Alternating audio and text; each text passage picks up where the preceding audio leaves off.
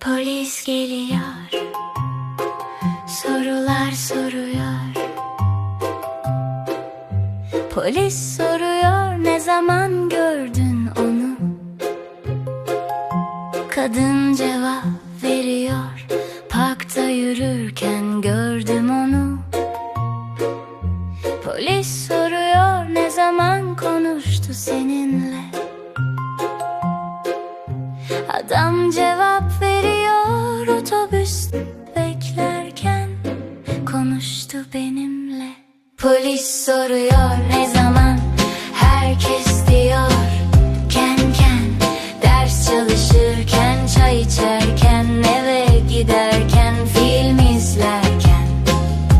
Polis soruyor, nasıl? Herkes diyor, ere gülere, koşarak, şarkı söyleyerek, dans ederek. Polis soruyor, nasıl kaçtı hırsız? Çocuk cevap veriyor, koşarak kaçtı hırsız. Polis soruyor, nasıl açtı kapıyı?